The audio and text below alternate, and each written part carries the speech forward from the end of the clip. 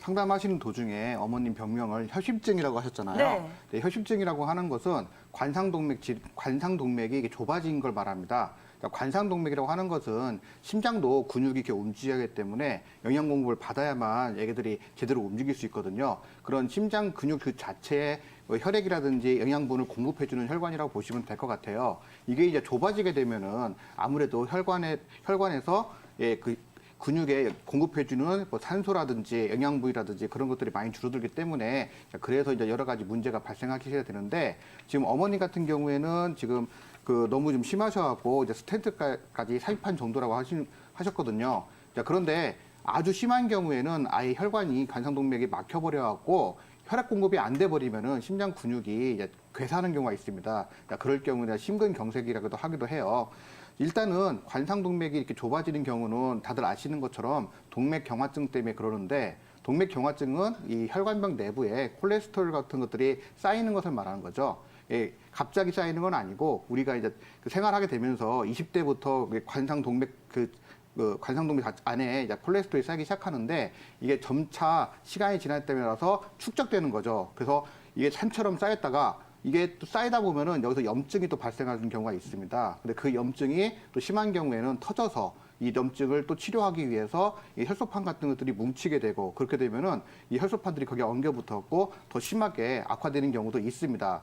아무튼 이렇게 혈관이 좁아지게 되면은 우리가 완전히 막힌 건 아니기 때문에 평상시에는 큰 이상이 없을 수도 있는데 만약에 심장이 조금 운동을 해야 되는 그런 상황, 예를 들어서 뭐 계단을 오른다든지 아니면 좀 빨리 걷는다든지 뛴다든지 할 때 좀 통증이 생긴다든지 숨이 찬 증상 같은 것들이 나타날 수 있으세요. 지금 어머니 같은 경우에는 뭐 숨이 잘 안 쉬어지다가 스텐트 시술을 받고 좋아졌는데 또 다시 살살 걸었더니 다시 숨이 차다고 하는 것은 그렇게 부하가 또 들어가기 때문에 그런 생긴 증상이라고 보실 수 있겠습니다.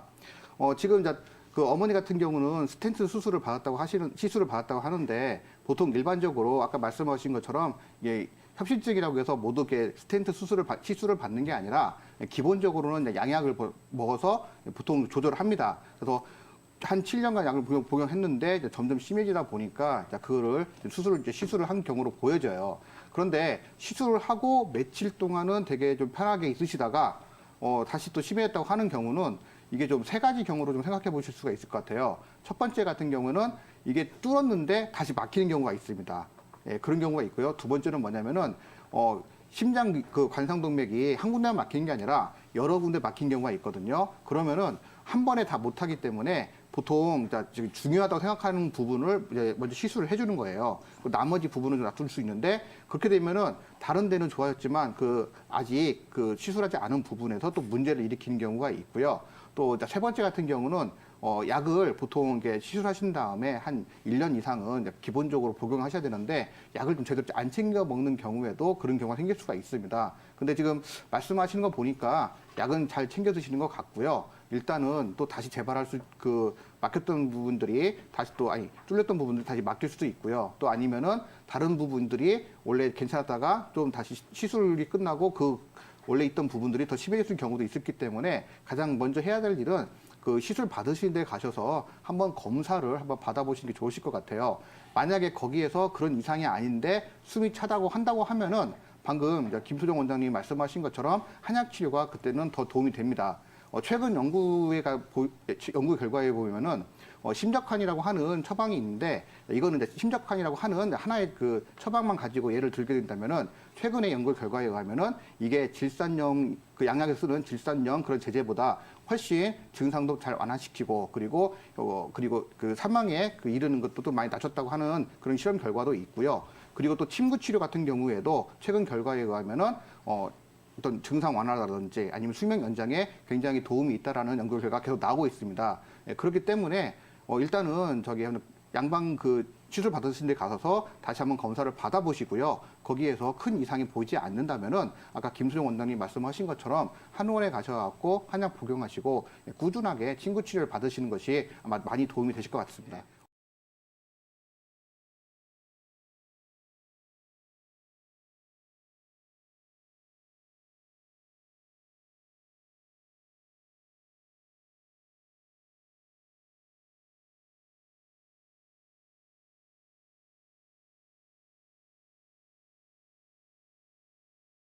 지금 스텐트 시술 받은 지가 얼마 안 되셨다라고 말씀해 주셨는데 이 스텐트 시술이라는 것 자체는 이제 좁아져 있던 혈관을 넓게 해서 그 혈액의 소통이 원활하게 이루어지도록 도와주는 시술인데요. 사실 증상이 가장 심한 부위의 혈관에 시술을 했다라는 건데 사실상 이 심장 혈관의 문제는 그 해당 부위만의 문제가 아니라 온 몸을 흐르는 이제 그 혈관에 전반적인 문제라고 파악을 하고 치료를 진행하셔야 되기 때문에 사실은 어느 정도 만성적이고 그렇기 때문에 더욱더 이제 지속적인 관리가 꾸준하게 어찌 보면은 평생에 걸쳐서 필요한 그런 상황이라고 이해를 하시면 될 것 같습니다. 일단은 사람이 살아있는 동안 혈관에 끊임없이 혈액은 흐르게 되고요. 우리 배수로에 이제 어떤 불순물로 인해서 이제 물이 흐르다가 막히는 것처럼 계속해서 혈액이 흐르다 보면 또다시 불순물을 통해서 다시 혈관이 막히고 얼마든지 재발이 가능하기 때문에 끊임없이 어떤 운동이라든지 식이요법, 체중 관리 혹은 이제 꾸준한 약물 복용 등을 통해서 꾸준하게 관리를 해주시는 것이 무엇보다 중요할 것이라고 생각을 합니다.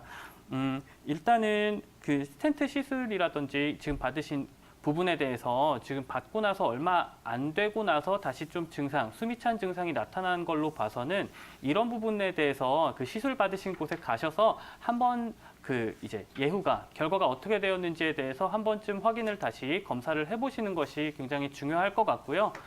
그러고 나서 이제 아무런 이상이 없는데도 마찬가지로 숨이 차는 증상들이 나타날 수 있는데 이럴 때는 뭐 앞서 원장님들께서 말씀해 주셨듯이 한의학적인 치료가 상당히 도움이 됩니다. 뭐 이전에 한약 복용하셨는데 효과가 있었다라고 표현하신 거는 상당히 긍정적인 부분인데요. 단 이 심장 혈관 문제는 방금 말씀드렸듯이 상당히 만성적이고 지속적인 부분이기 때문에 한약에 복용하는 기간에 어느 정도 여유를 두고 꾸준하게 복용해 주시는 것이 매우 중요할 것 같고요. 침 치료나 뜸 치료나 이런 부가적인 좀 외부 치료를 통해서도 얼마든지 효과를 보실 수 있기 때문에 꼭 한의원에 내원하셔가지고 정확한 상담을 통해서 치료 방법 알아내시고 같이 이제 치료 진행하시면 좋을 것 같습니다.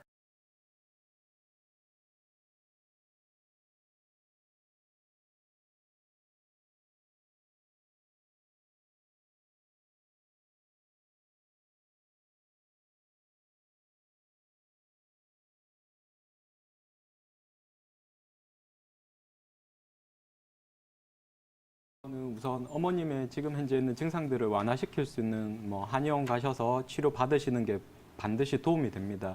아까도 어머님이 이제 주변에서 한약 먹으면 이렇게 심혈관에 안 좋다 카더라. 항상 이제 한의원에서 진료를 많이 보게 되면 그런 이제 염려들을 듣게 됩니다.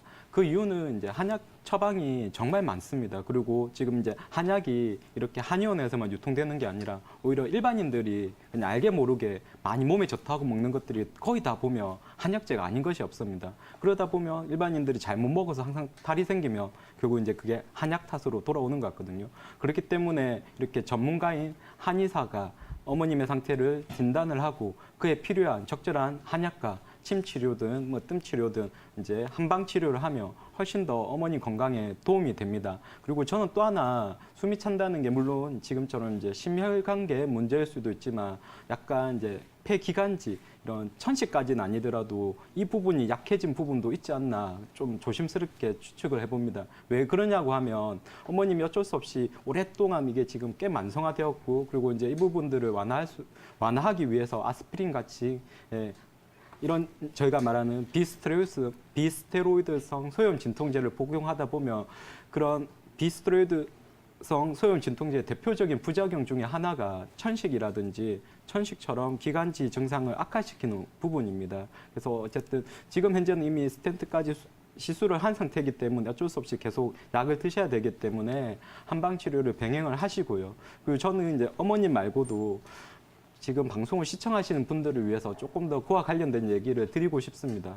무슨 얘기냐고 하면 저희 이제 한의학 이런 성인 중에서 편작이라는 분이 계신데요. 그분이 하신 말씀 중에 하나가 뭐 밑병, 치병이라고 해서 쉽게 표현하면 훌륭한 성인은 병이 진행되고 난 다음에 치료하는 것이 아니라 병이 진행되지 않았을 때 치료를 해서 병으로 고생하지 않게끔 하는 게 진짜 훌륭한 한의사라고 얘기를 했습니다. 그러면 지금 어머님 말고도 다른 분들이 똑같이 뭔가 해로운 것을 하셔서 어머님과 같이 여러 가지 안 좋은 시술이라든지 병을 키울 수 있는데 저는 그런 부분에 있어서 뭐 모든 것들을 다 얘기해 드릴 수는 없고요. 우선 딱 한 가지를 조금 당부를 드리고 싶습니다. 조금 전에도 제가 앞에 얘기했었던 이제 소염 진통제를 말하는 건데요. 이건 이미 미국 식약처인 FDA에서도 이렇게 일반적인 소염 진통제들이 저희가 얘기하는 이런 스트로크, 그러니까 이제 뇌졸중이라든지 허트, 그러니까 이제 심부전이나 심장의 어떤 여러 가지 기능상의 문제를 꽤 많이 심각하게 높일 수 있다고 경고를 하고 있습니다. 예. 그래서 저희가 보면 진통 소염제들은 정말 누구나 아주 쉽게 먹고 있습니다. 일반적인 감기약에도 항상 많이 보통 처방을 해서 먹고 있고요. 아니면 마찬가지 근골격계 어디가 좀 불편하고 아프고 뭐 배 아프든지 뭐 생리통이라든지 하면 누구나 쉽게 진통소염제들을 빨리빨리 통증을 잊기 위해서 먹고 있는데 오히려 이런 부분들이 장기간에 누적이 되면 결국 어느 정도 연세가 드시고 심혈관계가 많이 약해지며 그 탈이 생긴다는 거죠. 그래서 저는 이제 뭐 한의원 가서 한약을 드시고 한방 치료를 받는 것도 중요하지만 이런 잘못된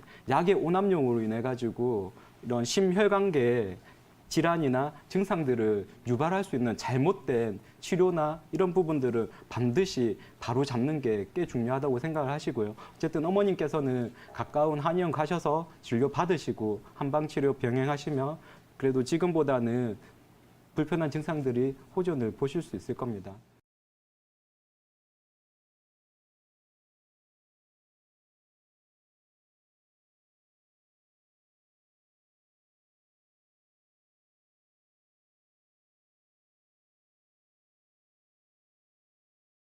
네, 안녕하세요. 예, 안녕하세요. 네, 어머님 혹시 지금 드시고 계신 약은 없으세요? 지금 심장약을 많이 먹지? 심장약? 예. 네, 심장약 예. 중에 혹시 혈압약도 있으신가요? 혈압이 많이는 없고 한 150 알로인데 어떨 때는 막 170도 오르고 이래서 혈압약을 하나 먹고 있고요. 네, 혈압약도 드시고 계시고요. 또 콜레스테롤, 다른 네, 콜레스테롤하고 네. 아스피린하고 그 심장약을 지금 많이 먹고 있습니다. 네, 많이 먹고 있고 이번에 숨이 되게 차가지고 막 숨을 못 쉬고 내가 막 쓰러져 버렸어요. 아. 그래갖고 병원에 가가지고 이거 심장 시술 이거 스텐트로 이었거든요. 네, 네. 그게 언제세요? 예? 그게 언제세요? 1월 6일 날이었습니다. 아, 얼마 안 됐네요. 예, 얼마 안 됐는데 그래 엮고 나니까 지금 한 사날은 막 숨이 쑤시더라고요. 네, 그런데 이제 다시 증상이 발생을 하신 거고요. 예, 또 숨이 또 그럴 때면 지금 앉아 또 한 일주일 넘어기네 또 숨이 차서로 내가 막 눕도 못 하겠고 네, 이리 힘이 드는 거라요. 혹시 몸이 붓지는 않으세요? 붓고 그런 건 없는데 부종은 약을 내 없으시고? 그래 할 때 신경 안정제도 먹고 어지럼증 약 먹고 다 먹습니다 약을. 네, 잠도 잘 못 주무시고요. 잠이 잘 안 옵니다. 네, 불면도 있으시고 혹시 예, 예, 불면증도 야간에 있고요. 네, 예. 수면 중에 소변도 자주 보러 가시나요? 소변은 자주 안 갑니다. 소변은 자주 안 가시고요. 예. 네, 소화는 어떠세요? 밥이야. 이게 식사 이게 밥이 안 땡깁니다. 안 땡기고 네, 하루 종일 피곤하시고요. 막 있어도 배가 안 고픕니다. 네, 어머님 증상을 종합적으로 봤을 때는요. 예. 일단은 뭐 스텐트 시술 받으신 병력도 있으시지만 예. 우리가 이제 이 나이대에서 호흡곤란이 있다 그러면은 가장 예. 먼저 의심해 볼 수 있는 게 심부전이에요. 심장이 심부전이요? 네네, 심장이 이 예. 펌프질을 해서 전신에 혈액을 보내야 되는데 이 심장 기능이 떨어져서 전신으로 예. 가는 혈액 순환이 저해된 병이라고 볼 수 있어요. 예. 근데 이 심부전에서 같이 나타나는 게 소화불량이라든지 불면이라든지 그리고 뭐 당연히 움직이실 때는 더 심해지고 안정시에도 이렇게 호흡곤란 이런 게 이제 주된 증상으로 나타나세요. 예. 네, 그래서 어머님 이렇게 심부전은 우리가 예. 정말 관리를 잘 하셔야 되는 질병이세요. 아이고 예. 네, 심부전은 5년 예. 생존율도 좀 떨어지고요. 예. 이거는 한두 번의 치료가 아니라 지속적으로 관리를 하셔야지 좋아질 수가 있어요. 내 병원에 가니까 네. 병원에 가서 검사를 다 했는데 네네. 협심증 같은 거 뭐 이런 거를 하고 신부전증 말은 또 안 하던데. 네, 어머님. 이제 예. 일단은 뭐 이 증상 자체는 신부전을 의심해 볼 수 있고요. 예, 그다음에 이제 신부전을 유발하는 원인들이 뭐 관상동맥 질환이라든지 협심증이라든지 정말 많은 원인이 있어요. 예, 그래서 어머님의 그런 이런 협심증, 뭐 이 스텐트를 시술을 하면은 이제 호전될 거라 생각해서 아마 예. 이제 먼저 시술을 하신 것 같은데요. 이 예. 시술을 하시고 나서도 혈압 관리도 중요하고 어쨌든 간에 앞으로 계속 우리가 심장에 부담을 주지 않은 이런 치료를 계속 하셔야 되세요. 예, 네, 일단은 우리가 예. 기본적으로 혈압 관리라든지 콜레스테롤이라든지 이런 관리를 하시면서요. 예, 네, 우리가 대만에서 한 연구에 따르면 예, 이 한약을 복용한 사람들에 있어서 이 예. 신부전 환자에서 5년 생존율이 증가를 하고요. 예, 네, 외래 치료가 줄어들면서 이 의료비 또한 더 줄어들었다는 결과도 있어요. 예, 그래서 어머님이 이런 한약 치료랑 병행을 하시면서 예, 이런 관리, 심장 질환에 대한 관리를 하시면은 예. 앞으로는 이제 조금 숨도 덜 차시고 식욕도 훨씬 회복하시고 잠도 더 잘 주무실 수 있으세요. 그런데 그래 이제 이게 말을 듣기에는 주위에서는 한약을 많이 먹으면 혈관이 이게 뭐 막힌다고 그랬었는데 그거는 그런 거는 어떻습니까? 어머님, 그건 전혀 걱정하실 게 없으시고요. 오히려 이런 심장 질환에 있어서 한약의 예. 효과를 입증하는 많은 논문들이 있어요. 예, 네, 얼마 전에 발표된 논문에서도 예, 신부전 환자에 있어서 그런 심장 질환의 중증도를 줄인다는 뭐 논문도 있고요. 아까 예. 제가 말씀드린 것처럼 대만에서 대규모 연구에서도 이런 예. 5년 생존율을 높이고 그다음에 이제 치료 비용도 절감시킨다는 그런 논문도 있어요. 예. 그래서 어머님이 그런 걱정은 전혀 하지 않고 치료 받으셔도 되세요. 그러면 한의원에 가서야 네네. 진맥하고 네네. 한약을 좀 먹을까요? 내 저번에 그래 먹으면 숨이 조금 숨 차는 거는 괜찮을까요? 네네. 훨씬 많이 호전되실 거예요, 어머님.